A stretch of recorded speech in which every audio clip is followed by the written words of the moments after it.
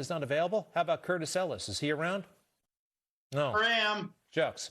All right. Do me a favor. Curtis Ellis, is that you? It is liver than you'll ever be. Curtis, L.A., knock it off. Republican strategist, former Trump policy advisor. How are you feeling, sir? I mean, number one, President Trump has been getting horrible reviews from the media day in and day out for his handling of the coronavirus situation, but he's been getting tremendous views from the American people. Second poll yesterday, 61%, I think, giving him thumbs up. Look, I know we're supposed to be concerned about the virus right now, and I am, but this seems to be helping him politically.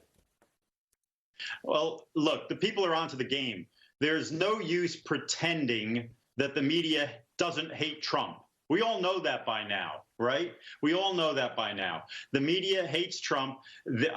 It is bizarre that you have political reporters covering a healthcare crisis, but that seems to be the way they're doing it. But the public's onto the game already. They're watching the daily briefings, and they're getting information from the president, from the vice president, from Dr. Birx, from Dr. Fauci, and they're seeing a team that is in control, handling an unprecedented national emergency.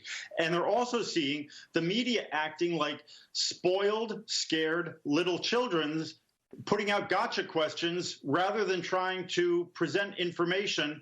And they're also aware that the media is trying to scare them. They're whipping up hysteria.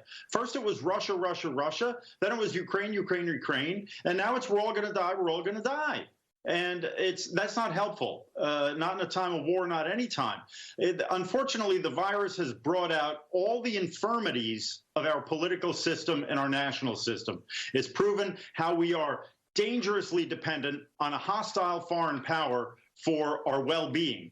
In this case, our medical supplies. So when we don't have, when our heroes, the doctors and nurses who are heroes in this, don't have protective equipment, it's because geniuses, the same geniuses in the media who criticize people like me and you for being wackos when we said we shouldn't be making everything in China, those geniuses are the ones who said, oh, yeah, you should make everything in China. Nothing could go wrong with that. Yeah. And so, you know, people aren't buying the media hype anymore. It's a fascinating moment. It's a fascinating moment. I remember something like this during the Gulf War. The whole country was watching the run-up to the Gulf War. I'm talking about 1990, 1991, and they had these briefings, and the whole country would watch them, and they were spellbound at how kind of stupid the questions were. You know, when will the attack happen?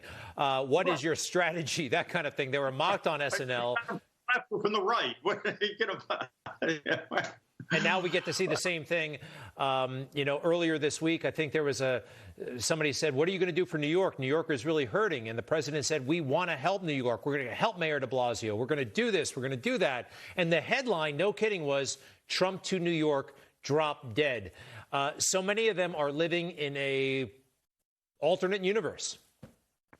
Yeah, it's unfortunate. They don't understand that. Look, we are in a time of war, and we can wait till we can. They're entitled to hate Trump, okay? But just do your job. Give facts to the people. We heard today in the briefing from Dr. Birx that the model, a previous model based on assumptions that have now been proven incorrect, called for 1 to 2 million Americans to die.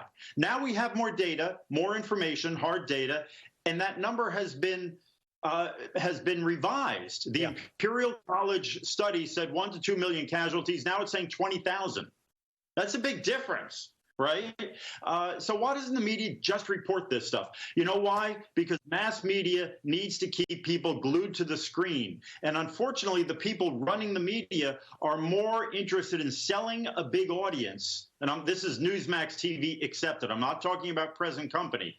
You've got people in charge of the media who are totally irresponsible. They want to maximize the profit. And if it means generating mass hysteria, great. That makes my job easier. I'll keep people watching all the time. And this was the same mentality that said to raise the share price of pharmaceutical stocks by 1/10 of a cent, we'll just ship all of the production to China. What could possibly go wrong with that? If we can't make anything here anymore. The economic part, I'm not 100% with, but I totally agree. And too many of them have dropped the ball.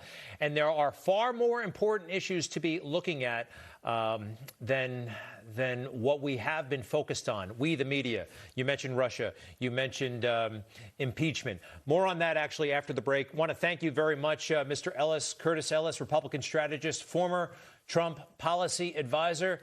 All the best to you. Thank you. Keep up the good work. Thanks so much.